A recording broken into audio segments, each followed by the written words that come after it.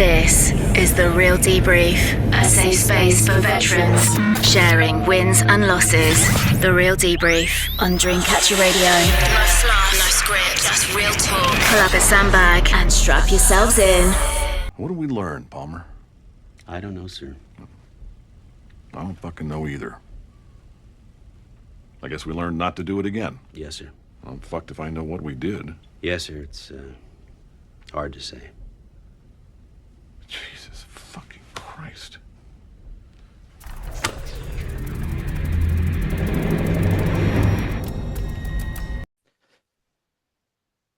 Good evening, folks, here at Dreamcatcher Radio. Today, I'm interviewing Paul. It's a long-awaited interview from Operation Jack Daw. We're going to talk a little bit about Paul, also about what he does with Operation Jack Daw as well. Good morning, Paul. You're in your bunker, did you say? Yeah, in the bunker, mate. Yeah, I'm in the bunker, but it's just a garage. Yeah, I call it the bunker. Yeah. All right. This is the most difficult question to ask anybody, but I think it just gets a little bit of a flavour. Paul, I've actually met you at your campsite, which you have in Canterbury, and you kindly invited me down. Even built the tent for me as well. Yeah. That's a funny experience. We'll talk about that. I don't mind being embarrassed about that because I know I was right numpty when I was down there. But anyway, who is Paul? Can you just give us a brief, if you were to sit in a job interview, what are you about? Who are you? So my name's Paul. I'm 52 this year, 52 years young, I suppose you can call it that. Don't they say 52 years old? Born and bred in Whitstable in Kent. Went to a state secondary school. Good old Archbishops of Canterbury. Left there from the age of 5. I always wanted to join the army. Most of my family were in the army all the way back to the Crimea days. Joined the army at 16. Did 15 years, served around the world, done plenty of operational tours, got disgruntled with the forces, left there, and then went straight into working with young people like the youth offending team, and then went into teaching. Right. Okay. Thank you. That's a great, good little start. So let's unpack that now. What I'm more interested in now is your time in the services, and you've just alluded to something I didn't know about. That you got disgruntled being in the services. How did you become in the military? I know you said you got a family background. Yeah. In it. How long were you in the services for? 15 years. Yeah. So that's a decent time. Yeah. And when did you first join? What age? I joined in 1990, just shortly before my 16th birthday. Yeah. Oh, okay. And how can you try and explain what it was like then? So back in back in them. Was you a scruffy nosed little kid or something like that? Or? Yeah, I was quite covered in acne back at the time, and I remember my granddad dropping me off at the gate at Shorncliffe in Folkestone, because it was Shorncliffe was the army training centre for boy soldiers. It was called junior leaders. So it was basically do a year's worth of training with the outcome of being a potential leader. So you get promoted quickly and stuff like that because you're full of leadership skills. We got dropped off at the gate, and the sergeant come out and started calling me Spotty, something I can't really mention what he said, but he began with a C. You can say whatever you like. This is on an evening show, so you're fine. Yeah. No, probably not that one. No. Okay, fine. Yeah. So. They actually start that from day one, do they? Literally. Yeah, within the first couple of minutes, as soon as I walked to the gate. In fact, just got to the gate and he went, "Come here, Spotty little." Yeah. So I was like, "Oh no, this is not what I thought it was going to be." And then that year was brutal. Yeah, when I got there was about 120 people, 120 lads in my platoon, and the sergeant said, "Look, within day one," he said, "Look, I only want 25." Out within a year, I'm going to get rid of most of you. And to be fair, there was 21 of us at the end that had passed the training. But it was brutal. A lot of racism, a lot of bullying from the non-commissioned officers or the training staff. Stuff these days they wouldn't get away with. These days they'd been caught for malpractice, bullying, racism, physical abuse as much as verbal abuse. But back in them days, as a young man, I thought it was all part of it. But now you look back and you look at the modern day army we are now, just wouldn't be tolerated. But then again, if you look at everything from before that, when my granddad and his dad were in the forces in the war, they'd always say it was tougher. It's one of those. But I didn't agree with half what happened. I look back now, I reflect quite a lot at what happened in training. But I saw a lot happen. But it's one of those. But I passed out of training. And I went to my unit, which I was quite fortunate because it was in Canterbury. So I literally shipped from Folkestone in Canterbury. So yeah. How much were you paid at that?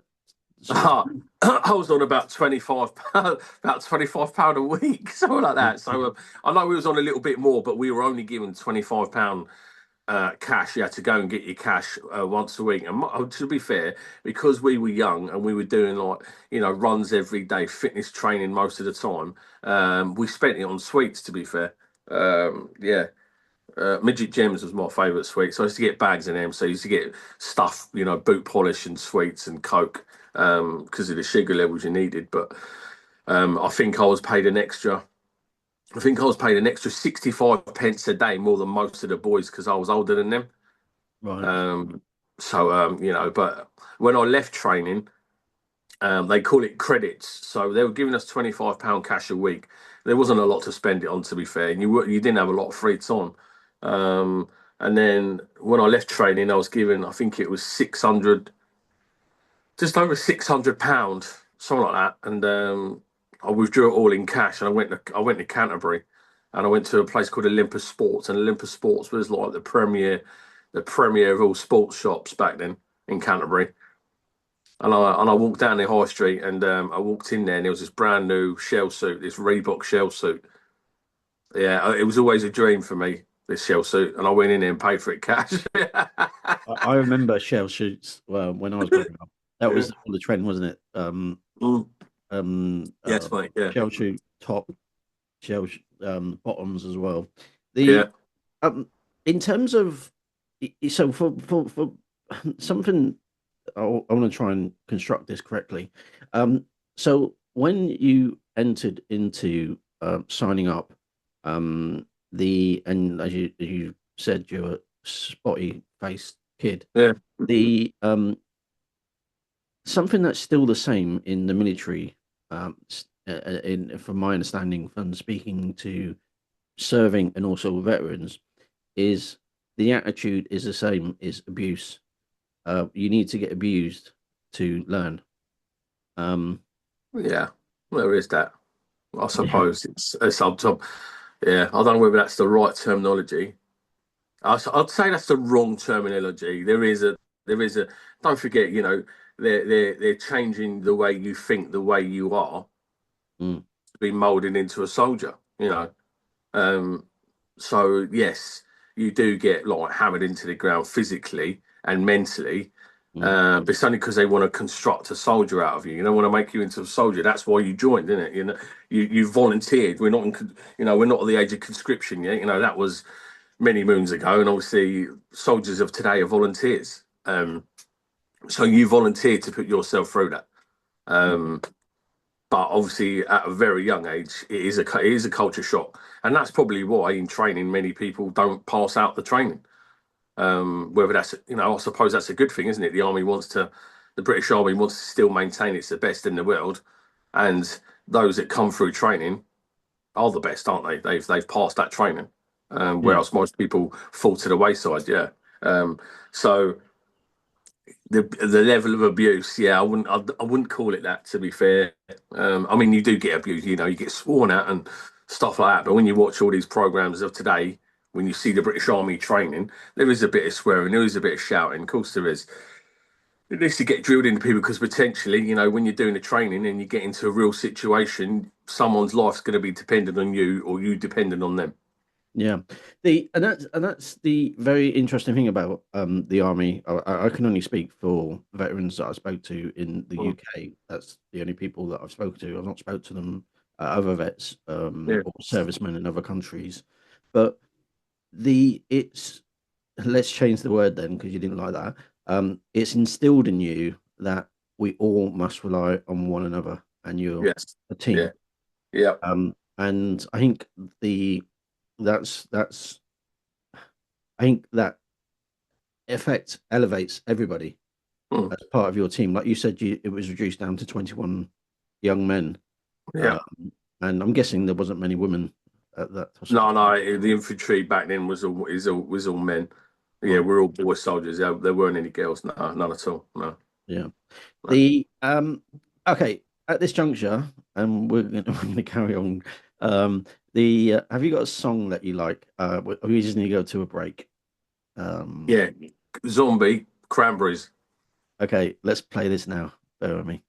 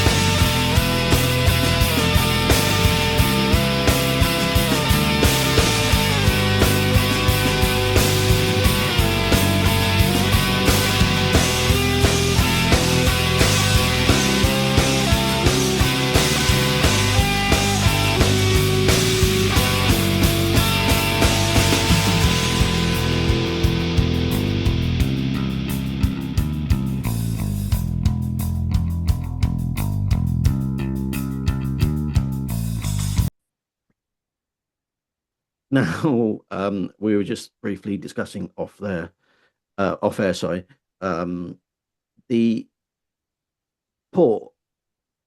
So we've just talked about you passing your first year. Yeah. What happened in the next years, and also what year? What year we're talking about?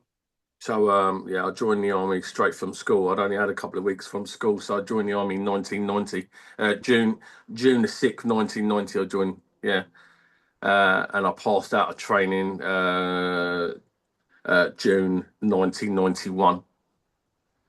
I went home for 2 weeks leave, which was bizarre because I hadn't seen a lot of the family. Had a bit of a good time. My granddad had a good chat with him.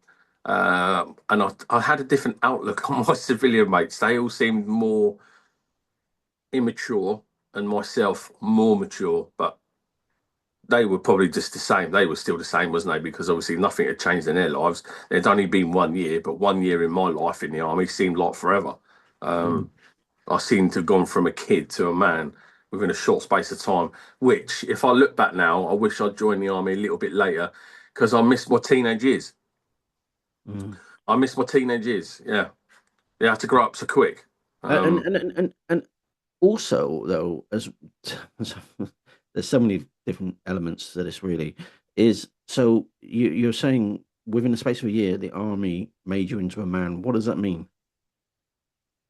well, if you know, I suppose how I conduct myself, how I spoke, how I presented myself. You know, I was always smart. Whereas beforehand, I'd say I was fairly smart in my school uniform, but I'm more stood upright, more proud of myself, more proud of the fact that I was in the army. Um, I'd learnt different factors of being a commander and being in charge of people and yeah, so much had changed. Even now reflecting back on it, which is bizarre sitting here talking about it 'cause I don't really haven't really thought about that aspect of it. But yeah, quite a lot changed. Yeah, I But say I meant, mean, but this sort of conversation is not normal conversation to bring you back to your childhood. And it is so it's not so like I say, it's not normal. So that's probably you're racking your brains thinking, what do I yeah, say? yeah, But um, so you become a man, um, is the way you described it. And then what happened next? In that year, my understanding what would have happened is that the 21 people that you talked about. I know you get separated and all that sort of stuff, yeah, yeah, but you yeah, start team building and entry, and in terms of like for example, you're the kind of person that could walk into a room, either be quiet or actually, hey, I'm Paul. How are you doing? yeah, Um, and so you're very outgoing, but also I could see you're the kind of guy that will basically just want to be quiet sometimes. yeah, Um, yeah, but 100%, yeah, yeah, yeah, so you can be an extrovert and an introvert at the same sort of time. So, but at that young age, you're probably more of an extrovert, because you want everybody to know who you are. Would that be yeah, correct? yeah. Uh, Actually, no, I think I was more quiet then. Oh, really? Yeah, I was. Yeah, I was quite. I was mediocre at school and in my normal home life. But yeah, I think when I first joined, I was more quiet. It's only literally my last few years of the army that I became a bit more outspoken and stuff like that. Yeah, I'd say I was probably more quiet. Yeah, Oh, really? yeah, And yeah. okay, fine. Okay. Okay, yeah. All right. I see where this is going. So Paul, when did you first get deployed? So I'd got to Canterbury in '91. Um, I went to Canada. No, sorry, yeah, I went to Canada at the end of '91. So I was only in battalion life. I worked my regiment a few months, and I got sent to Canada, which is the first time I'd ever been away in such a long place. The only other time was like the odd holiday to Spain with my mum and dad. So going to Canada with a bunch of men that I barely knew, um, yeah, it was a bit weird. What age was that, Paul? What age was that? I was then 17. Yeah, 16, 17, 17. Yeah, 17. Yeah, 17 17. years old. Yeah. And we went out there, and we were just doing training all the time, like shooting at targets and fieldcraft and bushcraft and tactics. I mean, it was really hot. Yeah, that's one thing I do remember. It was really hot at the time. We went to a place called Wainwright, and then after we'd done loads of training, we went and done 2 weeks in the Rocky Mountains for adventure training. To me, I'm sitting there going, drinking beer in the evening over a fire with the mountains behind you. You're sitting there going, you get the old boys there going, listen, boy, you're getting paid to do this. You're getting paid to drink beer around a campfire where people pay thousands to do this. Yeah, that's all I used to hear from my army career. And I was like, actually, there is an element of truth there. The army will take you to nice places. So I remember that. And then sadly, we lost somebody in a friendly training exercise, which shocked me a bit because I wasn't that far away when the person died, so I saw exactly what happened. So yeah, that didn't go down too well. But yeah, my first death. That was my first death experience. Yeah, that I'd seen. So I put a bit of Sorry. it put a sour note on the whole tour. To be fair, yeah. Yeah. And how long was you there for in total? 6 weeks. 6 weeks. Yeah. And that's the interesting thing about the armed services as well, is that you do have the opportunity to travel quite a lot, and all the activities you do outside of building you up to be a man, Mm. you do it a lot, don't you? Yeah. You do a lot of training, but the army will, they will sit back and you will do like adventure. They call it adventure training, and they call it R&R, rest and recuperation. Yeah. We can go off and do stuff, but there's be activities organised. But I learned from a very young age that the drinking culture in the army is rife. Yeah, the drinking culture started at a very young age. Yeah. That is Um, part of it, is it? yeah, it's part You of it. Is this part of your a man thing? Are you not a man unless you can down a pint or whatever? I don't know, I suppose so. But yeah, the thing is, even in training, you could drink alcohol. I mean, they give us, I mean, it's illegal. Even back then, I don't think you're allowed to drink alcohol till you're 18, if I'm sure, in the 1990. But when you got 6 months past training, you were allowed to drink as much, drink beer, go to the mess in the evening and drink beer as a junior leader, which I thought really bizarre. So, and obviously back then you used to get hammered pretty quick. And but when I got to my unit in Canterbury, I mean, I was surrounded by proper hardened drinkers. And this conversation actually came up the other day with me and Darren, saying, we were the fittest alcoholics in the army. Infantry, like, you'd get up at 4 or 5 in the morning, you go for a 10-mile run, but the Thursday the night before you'd be out on the booze until 2, 3 in the morning. You wouldn't go to sleep. You just get your kit on and just go for a run. You'd be spewing up and stinking of beer. You get to the end, you sweated it all out. You have a shower, you put your rifle back in the arm, and you're going back out and do it again. Yeah, yeah. It's yeah. My stepdad, he was not in the army, but he was on tugboats. This is my stepdad. My Yeah. dad was actually in the army. He left quite a senior role, but he's quite a civilized kind of guy. But to get information out of him is very, very difficult. He Yeah. doesn't like talking about it whatsoever. But one of some of the things he was telling me about, like games and this sort of stuff.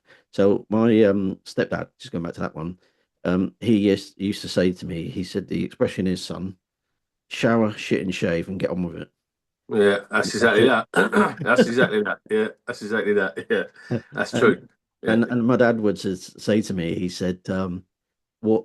And it reminds me of other expressions. Anyway, what goes in the army stays in the army, and you'll never understand. And that's why he doesn't want to talk about it. He said, "You just never understand yeah, the culture and that sort of thing." And but thankfully, with people like yourselves and others talking about it, because there is still, I believe, an issue structurally with the military services. mm, Um, myself and also with people leaving the services, and that's where I'm fortunate to have opportunities like this. So basically, let's let's ask a question here then. What's the funniest, crazy experience that you had during the services? Oh, so I'm just trying to think. There's been loads. There's been loads that. Okay, let's give the top three then. Go on. That question got even worse for you there, Paul. One of them. Well, okay, right. So yeah. So when we was in Canada, blokes used to find rattlesnakes. They were quite easy on the prairie to find, and they used to put them underneath people's sleeping put them underneath people's sleeping bags. So when you in get your sleeping bag, there'd be a rattlesnake underneath it. Like people used to do that. I'm petrified of snakes. I'm not afraid of them a lot, but you know, when you look back then, you're talking about a dangerous, venomous animal. People used to do that. And then the other one that people used to do and get stung and done all the time was put scorpions in inside people's sleeping bags and went to Kenya. And in the end, we got pulled on parade, and because so many people were getting paralysed by this scorpion and getting sent to the medical centre, but people were doing it for a joke. So the medical officer, when they'd done a brief about all these dangerous animals, he specifically showed the lads this certain scorpion that when it stung you, it paralysed one side of your body. So what did the blokes do? Find them and then put them inside sleeping bags, and all you hear in the evening and go, like that, with someone had been stung, you know. Yeah, so I think things like that, you know, they used to make me anxious all the time, and I used to search everything because I just didn't want to be like, you know, paralysed or You didn't want to be stitched up. I don't want to get stitched up. Well, I never done it to anybody else either. So that's one. The other one is where we had our swimming pool. They did random days of emptying it out. And what we used to do was, for a laugh, after a few beers, was go into the swimming pool at night, not turn the light on. Yeah, I'm thinking about this now. It's crazy. It's crazy, right? We would then go to the top floor of the diving board and jump off, Yeah. and then you got to guess, and then you got to guess if the water's there. You have I to guess mean, if the water's there. yeah. We didn't see if the water's there. That's what I'm saying. Oh, right. I see. Because each week they randomly change the days of emptying the pool and No cleaning it. way. So in the night, when you go to a swimming pool and no one's been in a swimming pool, the water's still. So you don't know if the water's in there, but the lights were off. So it's just filled for the ladder, go all the way to the top and then jump off. So while you're in mid-flight, you do not realise if the water's in the pool or it's in the pool. And did anybody end up in a situation where the water was not in the pool? No, Yeah, okay. So no. law of averages is probably why people did it. Yeah. I mean, look, I've done it twice, and then after the second time, I went, I'm not doing that again because I've just got a feeling freeze. Not, yeah, I wouldn't do it again. Yeah. When Um, when you're in the army as well, the you have would you have disposable income? And if so, what would you do with it? yeah. So after so there was a short while where I was stationed in the barracks, and you got all your 3 square meals and your accommodation all got taken out. So I think I think if I look back now, it was about £116 a month back then. Now, you know, 3 square meals a day, your accommodation, your heating, all right, you can't grumble at that. Um, and then any disposable income after that, when me being a private soldier, was probably about £800 a month, £700-800 a month, Mhm. and it would just go on booze and women. Exactly, we're going At least booze you're and women. honest. That's exactly that. But Nothing else. what Yeah, that's what I'm kind of thinking, right? Because I'm guessing being in the services, even if you're probably I'm not saying you may not be the best looking lad in the camp. Um, women are drawn to you, right? no, I wouldn't say that. No. No, not the experiences I've had. I mean, no. And if you look at it like this, like we were based in Canterbury, you can imagine the amount of regiments and the amount of soldiers that were based in Canterbury year upon year upon year. A lot of women in Canterbury, you know, had good experiences, bad experience with soldiers. A lot of broken families, a lot of broken marriages, a lot of kids being born from, you know, one night stands.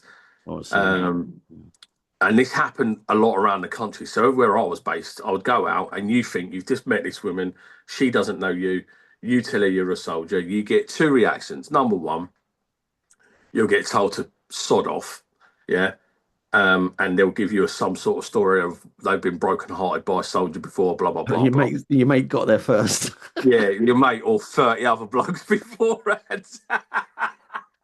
Which is true, right? Or you are generally, chivalrous, and you chat to him, you buy him a drink, and it goes from there.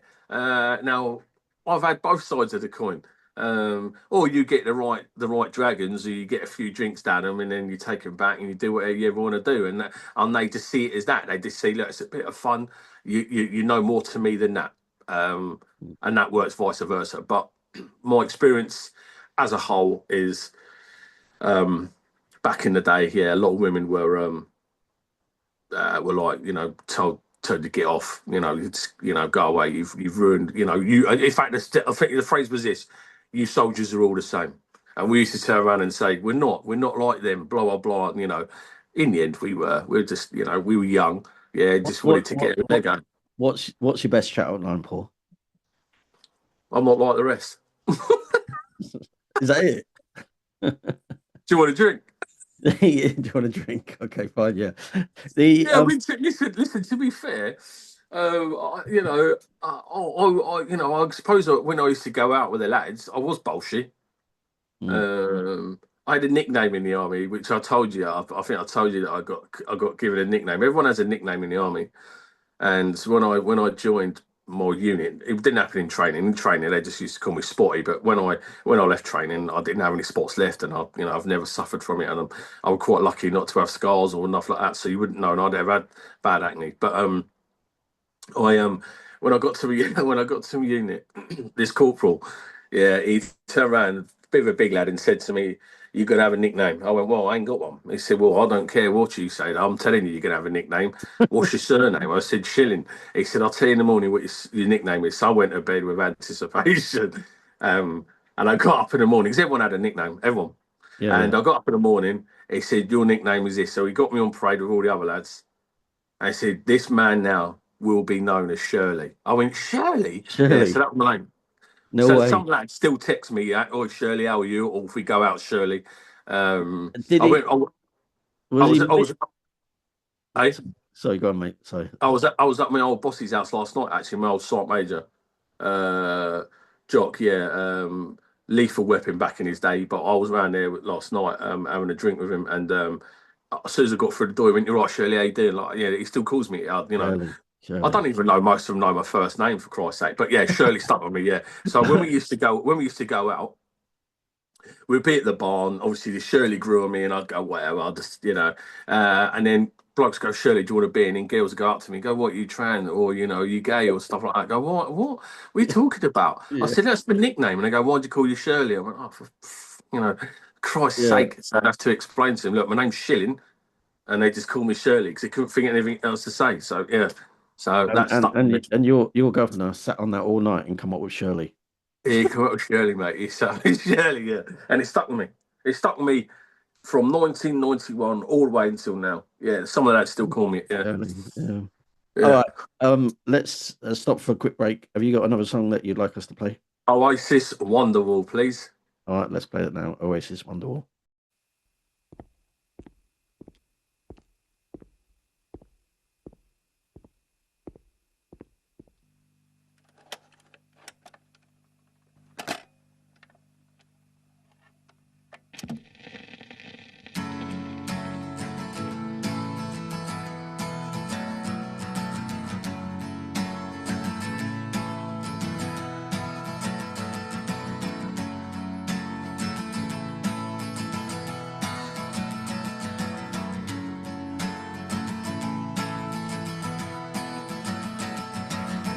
Today is gonna be the day that they're gonna throw it back to you. By now you should have somehow realized what you gotta do.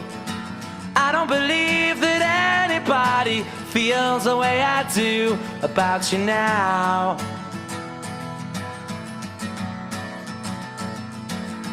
Backbeat, the word is on the street that the fire in your heart is out. I'm sure you've heard it all before, but you never really had a doubt.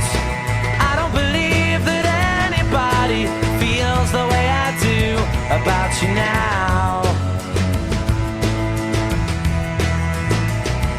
And all the roads we have to walk are winding, and all the lights that lead us there are blinding.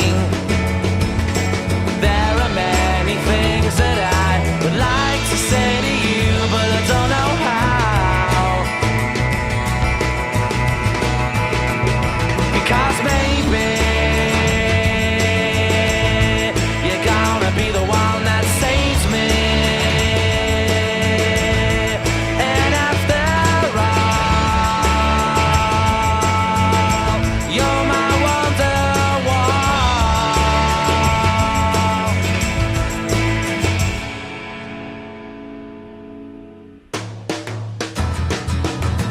Today was gonna be the day, but they'll never throw it back to you. By now you should have somehow realized what you're not to do. I don't believe that anybody feels the way I do about you now. And all the roads that lead you there were winding, and all the lights that light the way are blinding. There are many things that I would like to say to you, but I don't know how. I said maybe you're gonna be the one that saves me. And after all, you're my wonderwall.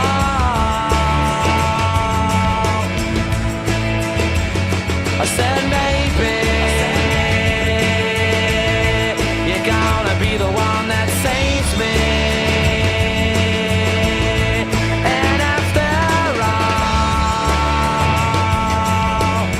you're my wonderwall.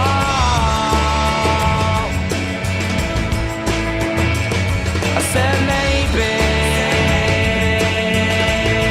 you're gonna be the one that saves me. You're gonna be the one that saves me.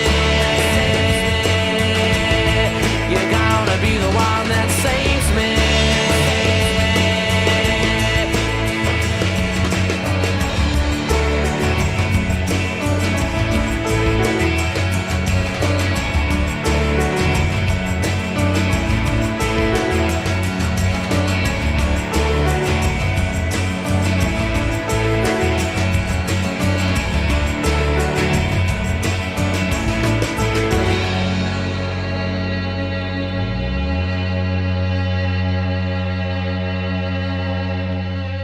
Thank you for listening to our guest stories this week. Dreamcatcher Radio. So, Paul, as I that was Oasis, by the way. Paul, as I discussed off air, you're a very difficult person to extract information from. It's probably a military tactic, but you're in a safe zone here. What in my garage? You're not being captured by the other side, Paul. Now, That's all right. Yeah. What is your name? Huh? Well, I can tell you that. Yeah, I can tell you that if I got captured. Yeah. But let's talk about some of your other tours and that sort of stuff. If you can try and help me out with that.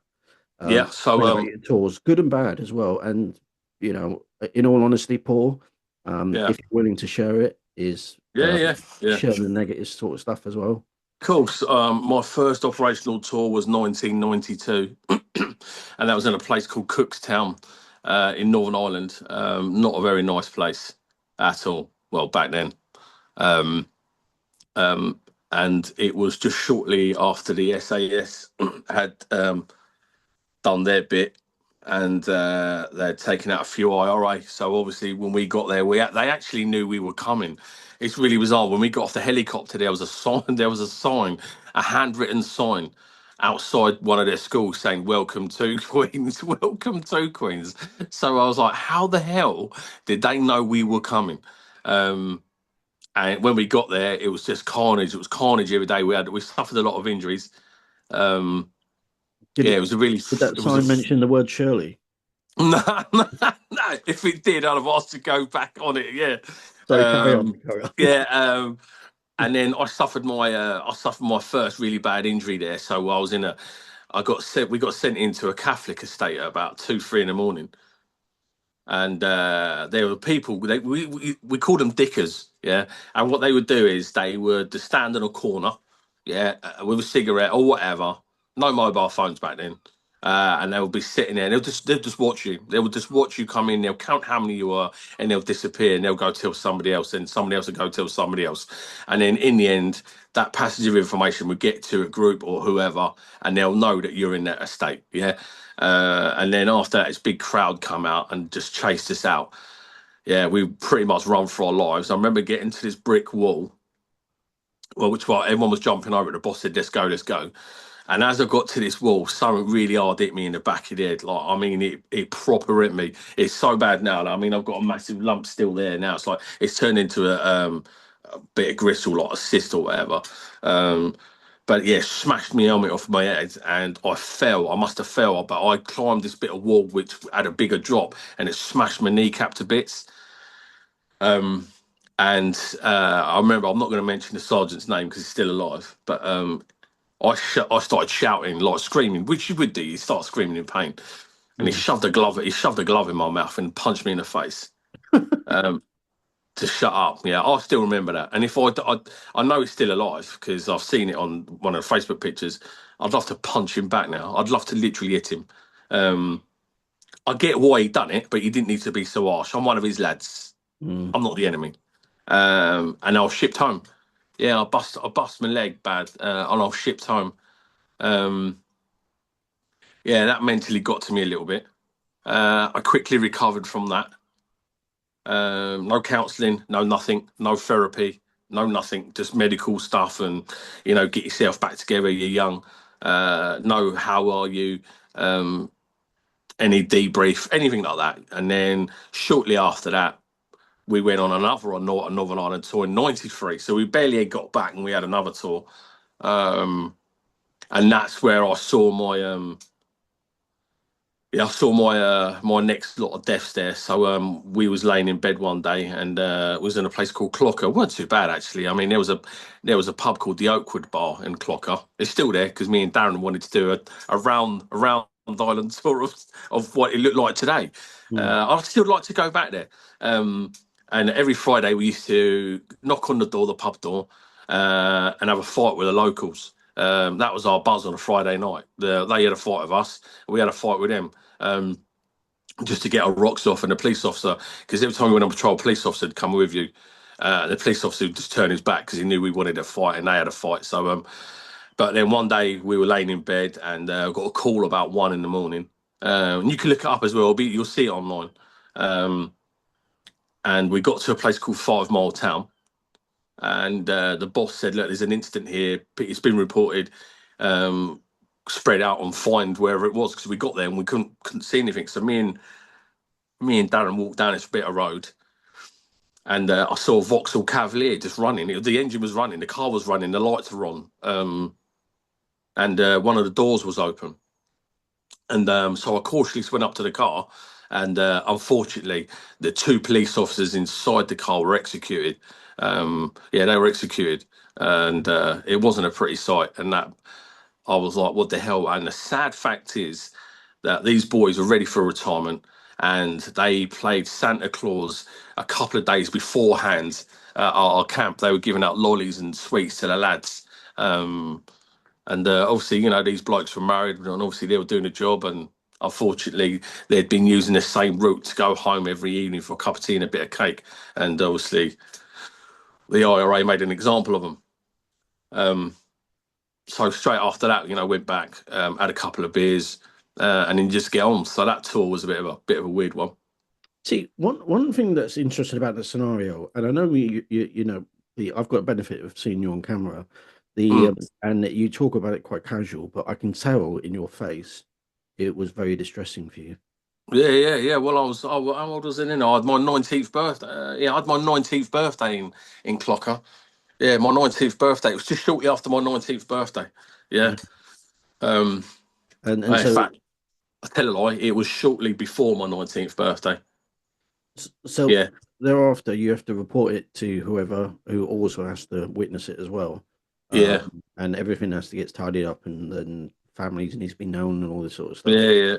The so there's a massive chain of custody there, a record of like Yeah. the two people are dead. And you're probably talking the amount of people that are affected, not knowing how Mm, people are in the hundreds probably. Um, yeah. and and it was to send a message. And that's why they did it. Shocking, shocking, shocking. And then you did what the military do. Just go to the pub. Yeah. So obviously we couldn't go to the pub. We were in an army base, but we were allowed some beers that evening. Um, yeah. No one asked if we were okay. Nothing like that. So it's basically the army man culture of just get on with it. Um, yeah, which was bizarre. But you look back now, you just did get on with it. You just spoke about it, and then that was done, and you just move on. We'll It's only talk. when later. Sorry, Yeah, go go on. on. No, Uh, go on. we'll talk more about some of your tours, but given the opportunity in hindsight now, though, right? And I know you're a school teacher now as well, and it's quite interesting the amount of veterans that go into education because Mm, I believe that you guys are built to be of service. Would you, if you were in charge of the army, for example, would yeah. you do things differently to the way you were taught? Yeah, 100%, mate. A lot of it will be around the mental side of it. I wouldn't say the physical side. The physical side of the army doesn't need to be touched. It's there to do a purpose, but I think more mentally. But then again, I think the modern day army now does concentrate on a lot of the mental side, a lot of the psychotherapies and decompressions. So a lot of people, when they come back from tours now, I think the British Army learnt from the Americans that the Americans were coming back from Afghanistan and Iraq, and executing and killing their wives, partners, family members, each other, themselves. So obviously coming straight back from a tour, you've Mm. just been shooting, or you've been shot at, or you've blown up, or you've seen someone blown up, and then 2 days later you hit the airport, you get in the airport lounge, you walk through the lounge with your bag, and then you get into a pub, you walk down the road, there's people getting on with normal life, and then your head is still buzzing from what's happened, and you get into a pub, you start drinking alcohol and all that mixing, you're coming up with a toxic combination. Yeah. So the British Army learned from that, and they now, once you finish a tour, you go somewhere for decompression for a few weeks. But Mm. speaking to some of the lads that I know really well, their decompression consists of getting it all out your system, whether it's fighting and drinking. Which Mm. to me, I don't think. I don't think it gets out your system because you're not getting to the root of the cause of the issue. Yeah. My decompression would be no alcohol. You know what I mean? Yeah. So yeah, things like that I'd change. Yeah, See. Okay. I've still. I'm gonna hold on to that question because I think we can unpack that a little bit more. But from people I speak to, veterans that is the noises and the conversations just run through their head all the time. So mm, you could be in your kitchen just doing general stuff.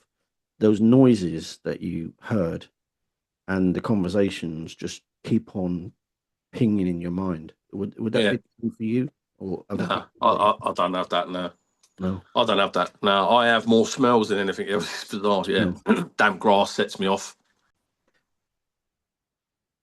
Sorry, I got slightly distracted there. Someone come in the studio wanted to talk to me, even though I've got headphones on. I'm talking to a microphone, and they still wanted to try and talk to me. So I Yeah, apologize. The so yours is more about smells and senses, but that wouldn't necessarily be related to military, would it? Or you think it is? yeah. All of that is yeah, Right, okay. And okay, so Ireland you did. yeah, Obviously, I think it's fantastic that unrest, if you want to call it, that's a polite word, by the way. That all the bombings and killings and all that sort of stuff that ceased. Um, Well, I wouldn't say it ceased. It's still going on. Is Yeah, it? yeah, it's still going on. I mean, not to a massive scale. I mean, the IRA's pretty much faded away, and then you get what you call the new IRA or the improved IRA. So they're still there, but I think What are they fighting for then now? they're still fighting for it, ain't they? At the end of the day, I mean, you look at it. If you look on the news for Northern Ireland, you still get the odd police officer that gets killed, or a bomb goes off, or a fire started, or there's a kneecapping. I mean, listen, it's nowhere to the scale of what it used to be. Yeah. Nowhere to the scale. I mean, that's why we're not there anymore. I don't even listen. If people ask me my political view, I don't believe in Northern Ireland. I don't even believe we should be there. I know this may cause a bit of controversy, but I'm always reflecting on it. I think a waste of time, waste of lives, waste of money. No need for it on both sides. So it's just maybe I'm turning into more of a peacekeeper than anything else now. Yeah. But that being said, we should not be involved in many other things going on that doesn't affect us. But Listen, 100%. Yeah, I think a lot of veterans will probably agree with me. There'll probably be a few that don't, but we're all allowed our own opinions. After I have the right to say what I want because I've been there. I've done 4 tours of Northern Ireland, so I have the right to have my own opinion of what I thought and what I think now. I would probably be put in a box if I wasn't an army veteran and I came on a station talking to you now about it and saying I feel this, that, and the other. Of course, I'd probably have angry veterans go, "You haven't got a clue. You've never been there." But I've been there. I've been there a lot. So yeah. I disagree with a lot of stuff. But On that point, that you said that you're entitled to your opinion. This is totally off topic, by the way, Paul. yeah. We're talking about. Do you believe you've got the right to have an opinion and free speech? And Do I believe we? Yeah. Are you able to have free speech? Do you reckon in the UK? I think now less and less when you look at the media, and if you go out and you say something and you do something wrong, and obviously working in education, no, I don't think we were able to have free speech. No. How does that I make you think feel? it's slowly being eroded away. There we go. How does that make you feel? Disgruntled because there are a lot of things I'd love to say, and I bet there are a lot of people in the country that have a lot to say. It just gets shut down, doesn't it? So yeah. Probably more disgruntled than anything else. Yeah. Yeah, and that's a very eloquent way of putting it, Paul. I believe freedom of speech is really, really important, if not essential in life. To have the ability to, I mean, obviously not to incite or racism, all that sort of stuff, but but I think the ability to talk freely is so important and not to be scared. And the problem that I find in society, this is my personal belief, is that you're having to question mark your thinking before you even say words. Yeah. And you can't even have barroom talk now openly. No. So I believe what's happening here in the UK is very, very scary with freedom of speech. Anyway, it's not about that. You've just expressed your opinion, so thank you very much for that. So you did 4 tours in Ireland. Yeah. Then what happened next? Well, on my second tour, I got badly injured again. So I got run over by a drunk copper on New Year's Eve, 1993. No way. Was he looking for Shirley? I reckon he was gunning for me because I was on the road and he hit me. But yeah, it was like about midnight. No way. Yeah, and I got literally launched down the road, and then a helicopter took me to the military hospital. Jeez. And then there was miscommunication between them and my next of kin. So my mum and dad were living in Spain at the time. So my nan and granddad were my next of kin.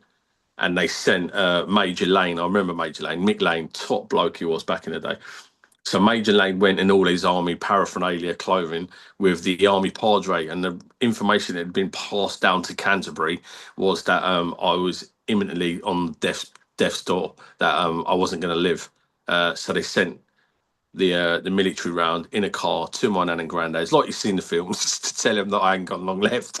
So and they sat my granddad down because my granddad told me about it all. So which wasn't the case, and obviously I'm still here. but yeah, I was injured quite bad. Mentally, I wasn't in a good way. And then I continued the rest of the tour. A lot of it was in hospital. And then when I came back, same again. Just went out on the booze, got off the plane, just got on with it.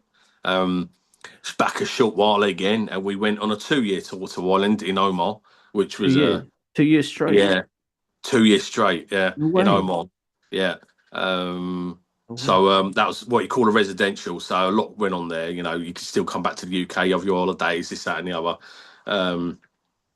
Yeah, and then I came back from there, and then we went to Kosovo. Come back from Kosovo, and then we went to we went to Belfast, then Kosovo. So, yeah, we've done a 6-month tour in Belfast. That was probably the most difficult out of them all, purely because we were in a block of flats. So there was 12 blokes in a top floor flat in the middle of Belfast, with 2 flats underneath it filled with concrete. So the RA, if they wanted to blow you up, they couldn't even touch you.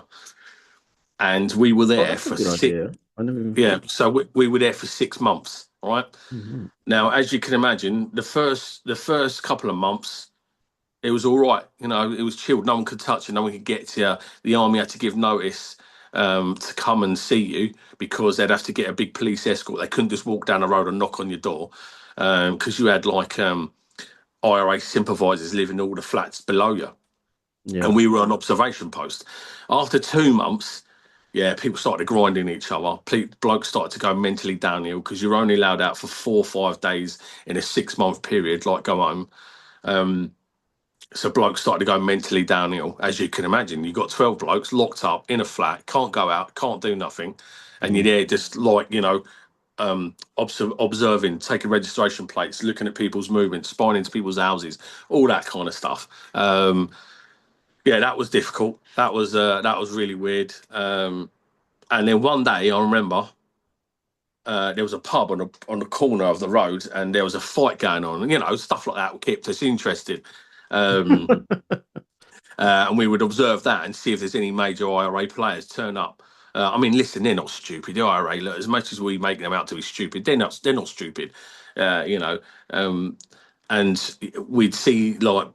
We saw this big fight happening, and this bloke got punched to the floor, and everyone stamped on him. Yeah, and so we called the RUC, the Royal Ulster Constabulary, and said, "Look, there's a bloke down here. Yeah, he's pumping blood every week, because you can physically see it with the cameras that we got, like zooming in. Can you send a cop car down in an ambulance?" Now, if I'm in Canterbury and someone's been battered up down in Canterbury High Street, which I've seen loads of times back in the day before, yeah, the police will be there within minutes, and then there's an ambulance. Yeah.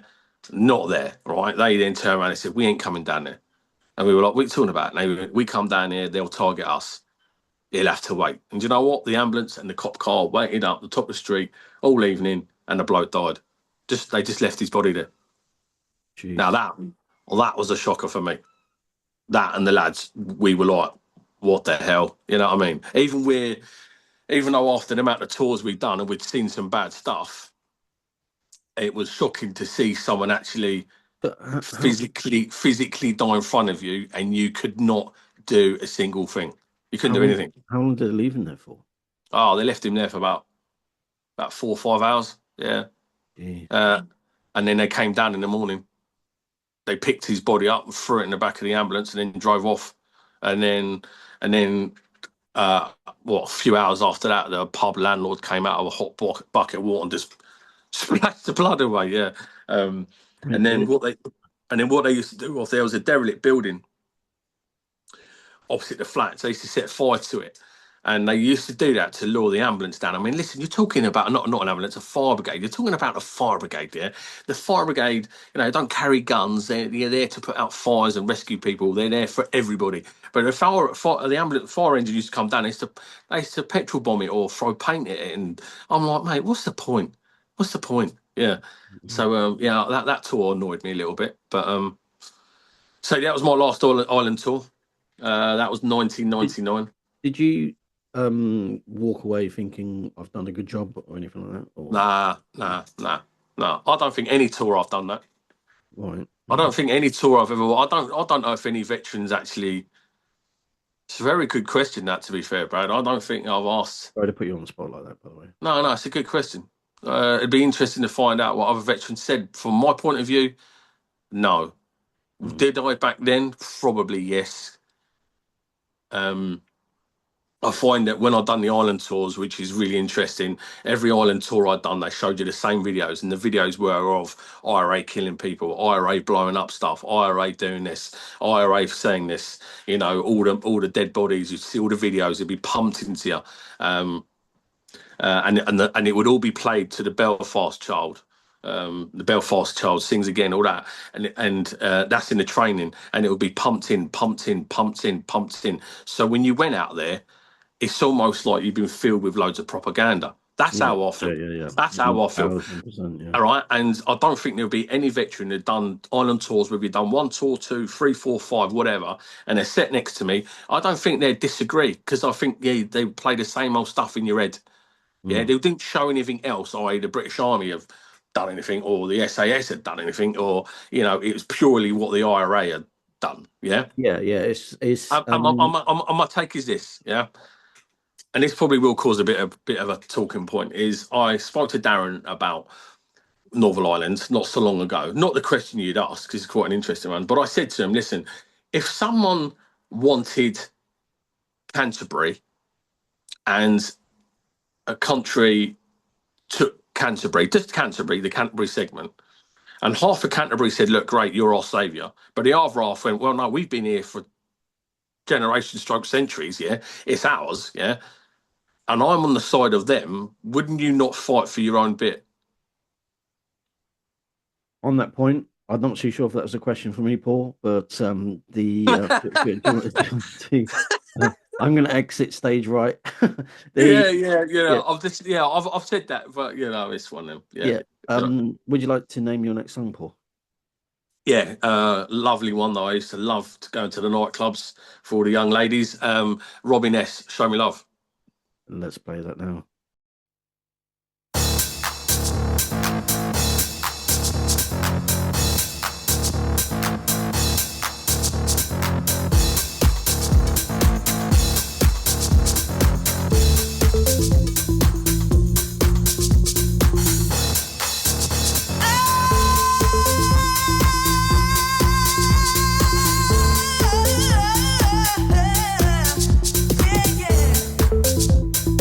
You've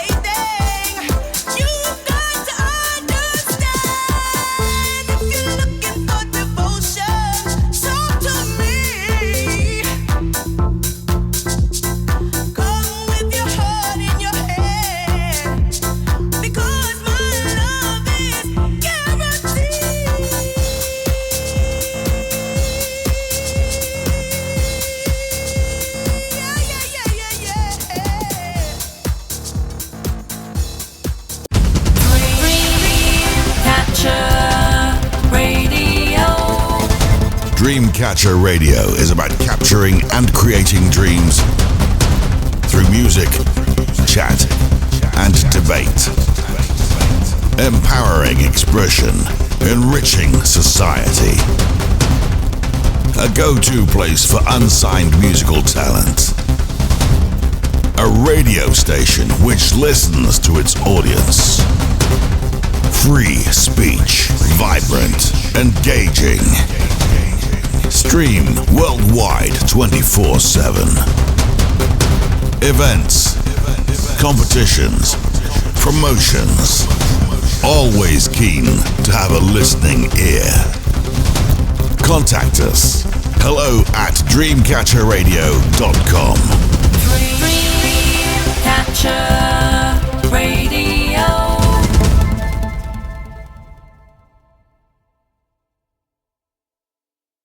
Paul, right? We talked about freedom of speech and have an opinion, and you slowly started opening up with your opinions and that sort of stuff. So, let's talk about your other tours and see where we go with that. Yeah. My last tour was Kenya, and then after, so I've done two lots of Kenya, and then obviously we've done the Kosovo, and then after that, I'd also, in between all them times, I'd gone away and trained as an army sniper, and I think I'd done so many tours, I started to crack. And I remember going out, we got there after we come back from our 2-year tour, went to a place called Tidworth. And there, I just had a meltdown and went out and got into a big fight. And I was hauled up in front of the boss, and he said, "Look, I think you need a break." So they sent me down the army recruiting team back in Folkestone, which is weird going back there. And I was there. Life was all right. Life was slow. You know, I was going into schools, talking about the army, basically recruiting for the army. That's what I was doing. Doing activities. I was made an outdoor activity coordinator, so I'd have schools come in and we'd show them what you called look at life, what the army's like over 24 hours. You know, it was all right. And then my wife at the time got pregnant, and life went downhill when she went 9 months and 7 days. She was 7 days overdue, and the baby died just before she was going to give birth. Wow.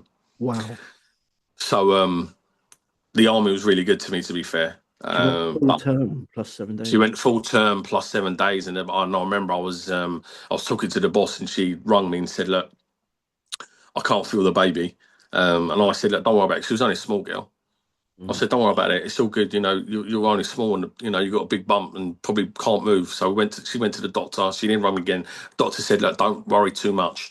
You know, you're small. The baby might have manoeuvred somewhere else. So we got to go to hospital." We went to hospital, and then the final sting in the tail came along.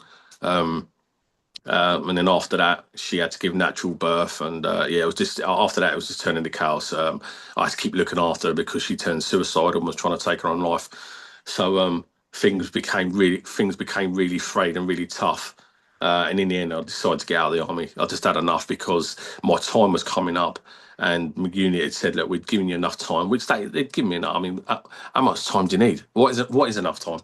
So yeah, they said to me, "Look, you got to go back to unit," and they said you got to do another 2-year tour of Ireland. Yeah, and I went, "I'm not doing that. I'm not going. I'm not doing it." So I got out. And lucky enough for me, I literally landed straight into a job working with young people, getting young people fit to join the army, which I loved doing. It was a good job, but the money wasn't that good. And then I then moved jobs to another school, and then worked for a big school in Folkestone, and pretty much I've known the head teacher from that school, and he's taken me everywhere he's gone. So and that's where I landed in education. Yeah. So but I was not prepared to do another 2-year tour of Ireland. Yeah, my mental health. In terms of the process from leaving the army, and also what happens on the exit door when you so you have to give that. Yeah, you have to give a year's notice. Listen, unless you've done something wrong. So back in the day, a lot of lads used to take drugs and say, "Look, I've taken drugs," and you'll be out of the army within like 48 hours, 24 hours. Obviously, I'm married. You know, I got a daughter from a previous marriage. you know, I've got bills to pay. I couldn't take that route. So, you know, I gave a year's notice, and then because I'd done quite a lot of time in the army, I got money to do courses and pre-relief stuff. And one thing that they didn't do was obviously I'd done a full medical, but there was no like debrief or what was my mental state before I left the army. That's massively important. That was never done. And then on my final exit, you know, gave him my ID card, my dog tags. But the doc's clerk, yeah, he was all right. He just basically said, keep your dog tags, mate. They'll just get shipped off somewhere, put in a dusty room and never seen again. Keep them as a keepsake. So I kept him as a keepsake. I said goodbye. The lads gave me some framed stuff and some, you know, the regiment gave me a tiger. It's actually over there, a bronze tiger on a plaque thing, and that was it. Yeah, but I do stay in touch with quite a lot of the lads. I stay in touch with one of my old colonels. I stay in touch with some of the officers. You know, so I didn't leave knowing that no one was going to look out for me. I left knowing that people would look out for me, and if I ever needed, you know, support somewhere along the line, there'll be somebody there for me. But I suppose lots of lads just leave and don't have anywhere or anything to go to. So Yeah, a lot of veterans that I spoke to left in the belief that their unit would stay in contact with them, but they never do. They feel that because they've left, yeah, they're no longer part of the club, so to speak. I would probably say, depending on what regiment you're in. I mean, the Princess of Wales Royal Regiment is very good at staying in touch with veterans. And you're on a database as soon as you leave what regiment you're in. So I can't speak for any other regiment, but I can speak for my own regiment because I know that fact that when we had to bury the baby, so she was buried at Herne Bay Cemetery. We didn't have the money to pay for it. Didn't have the money to pay for the stone, and the regiment stepped up and paid for that. They paid for that. That's fantastic. So I know, speaking from me and other PWR veterans, that when you leave, you are contacted by the regiment, whether it's by an email, letter, phone call. They will. I know that because I'm in constant contact with them regarding Operation Jack Daw.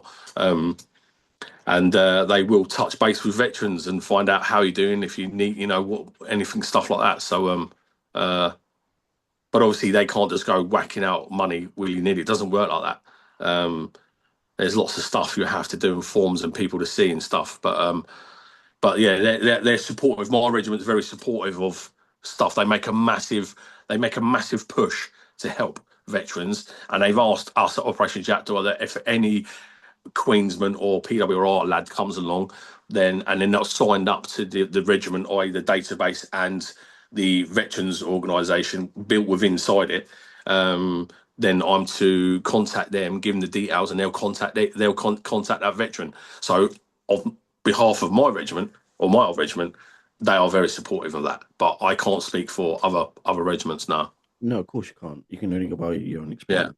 Yeah. We're gonna talk about Operation Jack Daw next. Do you want to introduce your next song?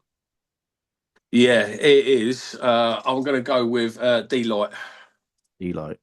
Yeah. What? That's the name of the song? I've never heard of that. Yeah. I'm trying to think of the name of it.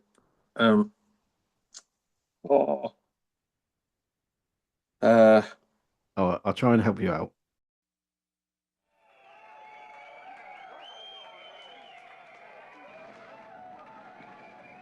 How do you say? The groovy? How do you say? The gorgeous? Ooh la la la la la la la la.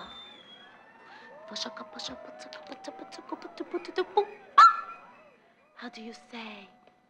Delight, delight, delight, delight.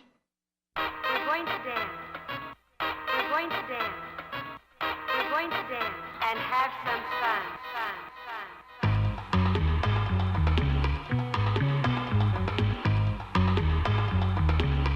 Dig.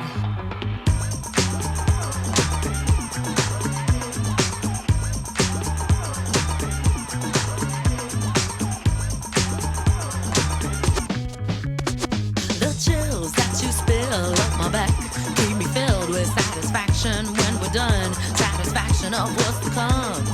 I couldn't ask for another. No, I couldn't ask for another. Oh, that's right. Your groove, I do deeply dig. No walls, only the bridge. My supper dish, my crocketesh wish. Sing it, baby. I couldn't ask for another.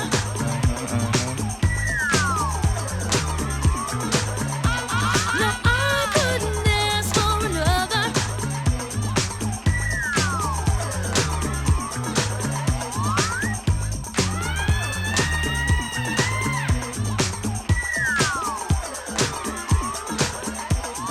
Groove is in the heart. Groove is in the heart. Groove is in the heart. Astronomical. Groove is in the heart.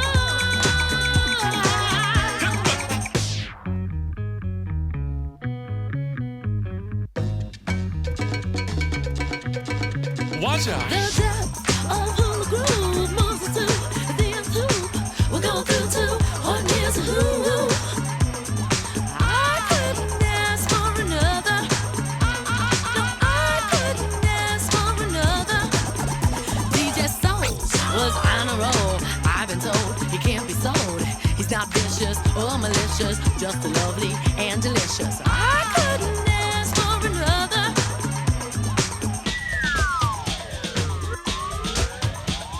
Something lurks in this torso.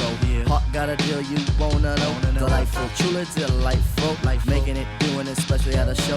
Feeling kinda high like a Hendrix haze. Music makes motion moves like a maze. All inside of me, heart especially. Hilt of the rhythm, where I wanna be. Come on, flowing, glowing with electric eyes. You dip to the dive, baby, you'll realize. Baby, you'll see the funk inside of me. Baby, you'll see that rhythm is the key.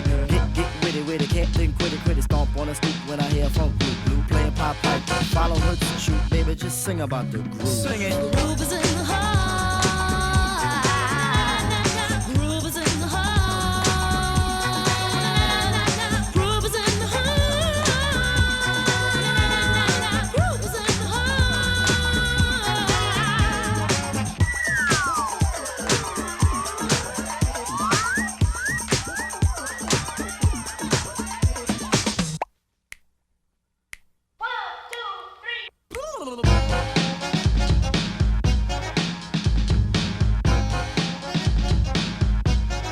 Blow them home the lawn.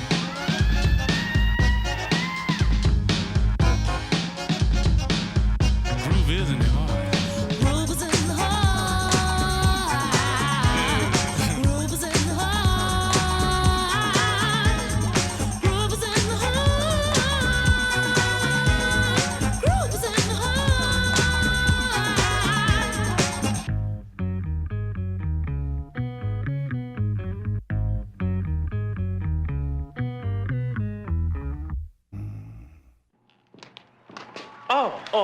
Oh yeah, don't forget, groove is in the heart, and Delight has definitely been known to smoke. On stage, that is. The groovy.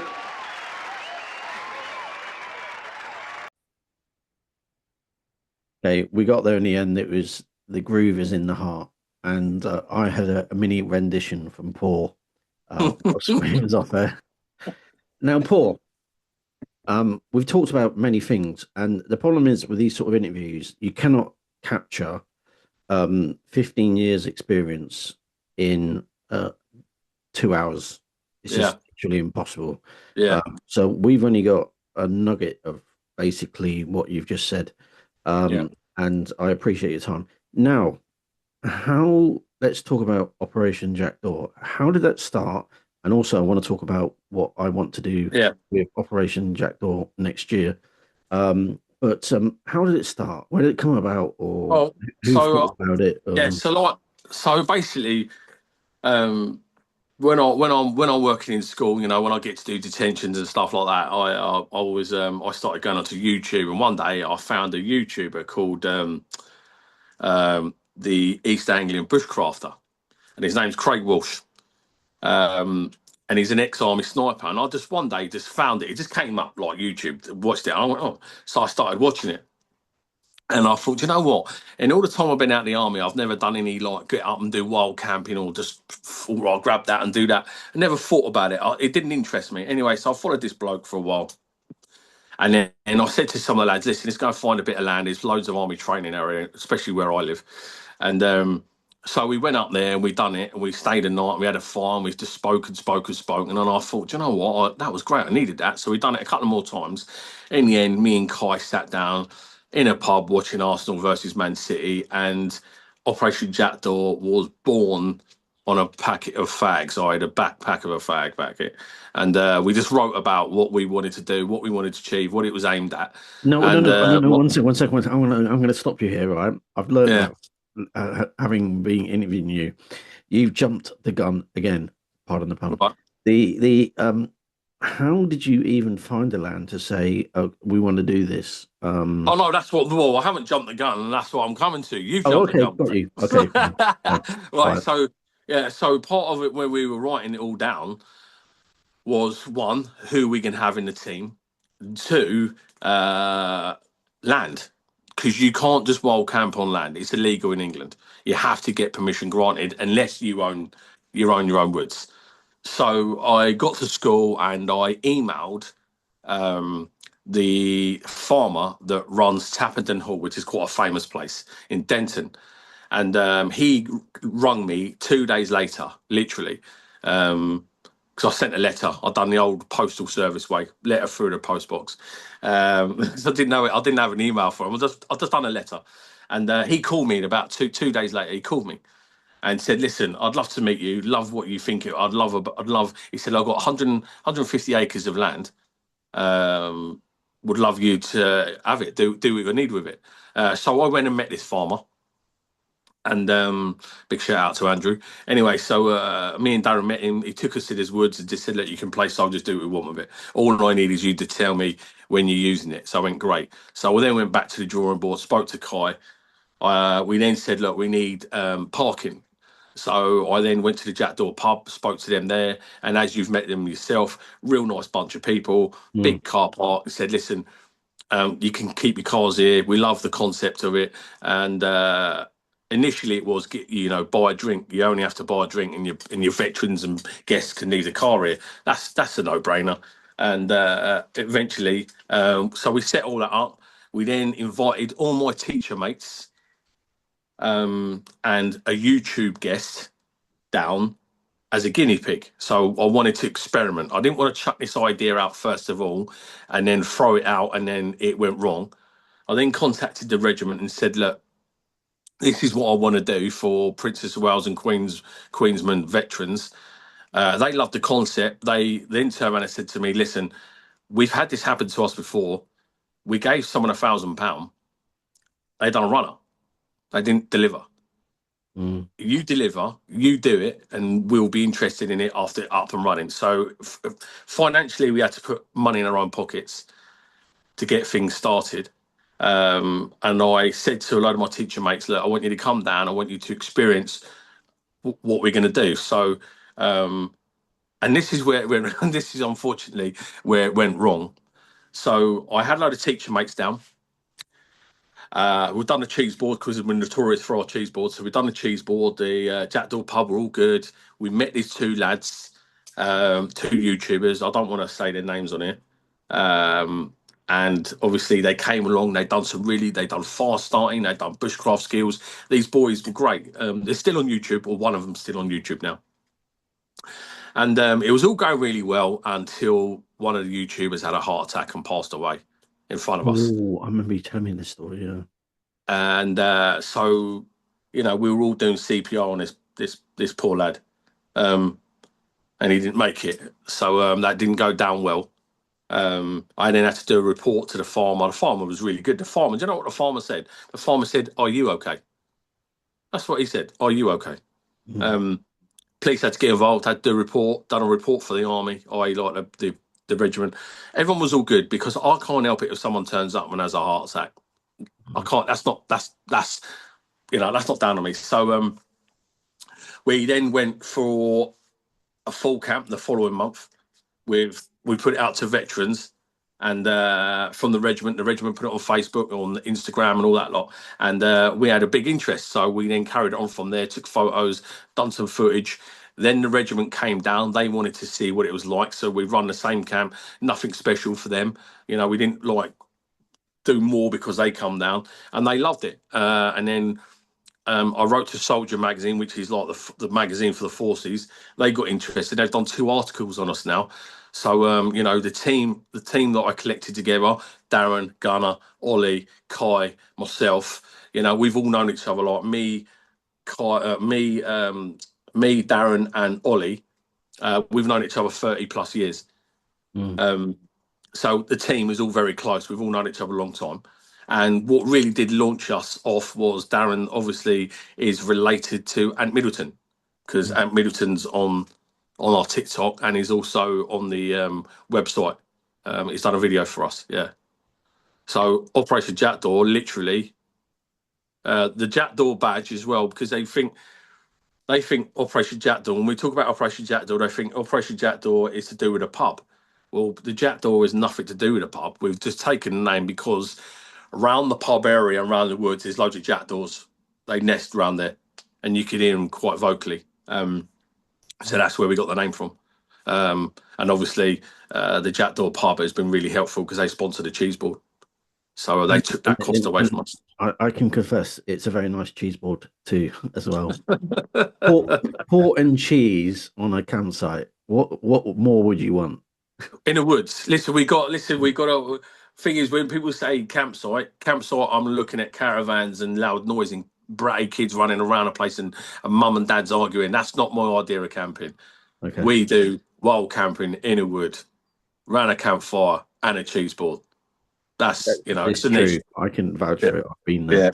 Yeah. And it's a nice experience as well. It really was. And you guys looked after me very much. Andrew, sorry, walked me into the campsite. Yeah. Walk up this big hill. For people that want to visit, if you're disabled and that sort of stuff, you don't need to do that. No. I had this big backpack with all sorts of crap in it, right? Nothing that would normally be used in your sort of environment. Yeah. Ill prepared. I didn't even have anything to cook with, but you guys provided everything for me, and it was a really nice evening. I really, really enjoyed it. And so, yeah, I'm very grateful, and I'm looking forward to coming on the 30th as well. Yeah, good. Sorry, on that point as well, I've not registered with your website. I think there's going to be about 4 or 5 of us. Yeah.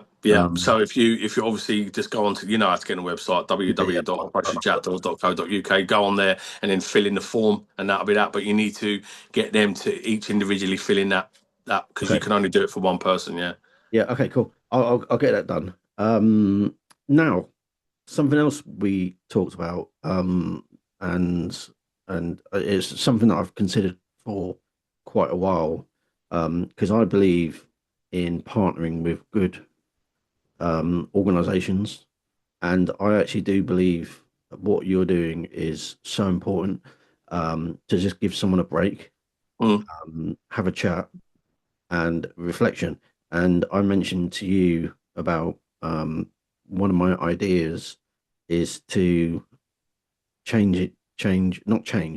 add an addition for Operation Jack Daw to support the youth, and to give them a break as well. Yeah. So my suggestion was to do the same sort of template, but we invite the youth and then just bolt on a little bit more, because I think we just need to give them a break, you know. Yeah. You know, that one day may give them enough energy for a month so they're not distracted from all the negative things in society. I think it would be amazing, and thankfully you've said that you're willing to do it, and we're looking to start it in March 2026, which sounds long away, but trust me, it isn't. No, it's not. No. There's so much stuff, even like governance and all that sort of stuff. Yeah. In the background, but you know, Dreamcatcher Radio and Operation Jack Daw are going to start it in March next year. So just watch your space. I mean, what's your thoughts and feelings about doing something like this, Paul? Yeah, it's not something that it's not the first time I've done something like this. It is on this scale, but obviously, like when I was in the army and I was doing stuff recruiting for the army and having used down, and obviously I've done various boot camps for the school and stuff. So for me and the team, it's not new. So which is good for us because it's not a learning curve. You know, we like I said, we're all in education. We deal, with secondary education, so we deal with teenagers day in day out. So it's not new to us. It's a new concept I bring use onto Operation Jack Daw. But no, we're looking forward to it. Yeah, and obviously you could speak more with your guys and the team on the 30th. So yeah. Yeah, I think that from my perspective, right, my girls went to PGL. I don't know if you know what PGL is. Yeah. Parents get lost in it or something like that. Yeah, primary stuff. Yeah, Yeah.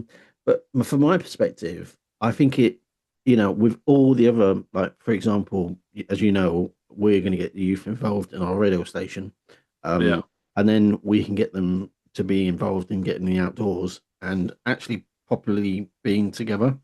yeah, I think that's really important, and it's a bit like, if you want to call it camaraderie, like the army is just so know your friends, yeah, know what you're about. The get yourself self-identification, and basically, yeah, this is a complete sideshow. I'm going off track here again. But I'm constantly telling people, like, keep your friendship groups small. Right, it's really important. You're not going to get on well with anybody, but if you actually build a friendship group which has structure, yeah, you will actually do amazing things. yeah, Literally, you share ideas, thoughts, feelings. When you're your downtime, where you're not feeling so great, you can go to that person or persons and say, "Look, I just need to hang out a little bit." Instead of like drugs, alcohol, getting involved in crime. Where I live, the youth are disenfranchised massively, because there's gangs in there. There's lots of drug dealing, and the police don't want to criminalize the youth, mm, but they're being used as tools to sell drugs and all this sort of stuff. And yeah. I'm not saying this is the answer. I'm not, but if we do our bit, I think Exactly that. I think it will help. And with that, I think with Operation Jack Daw, the radio station, and all the other things that come on the back door of that, with the events that we're doing, our events are quite big. And I think it could be a very good marriage, and the proof's going to be in the pudding. But we've got a good success rate, and I think the numbers as well, because you've got a lot of space down there, and when you started there, I think they're going to be quite big for you, and Yeah, and hopefully we can publicize it even more. So yeah, good. Yeah, this is what you're doing. So anyway, thank you very, very much for your time. It went on longer than I thought.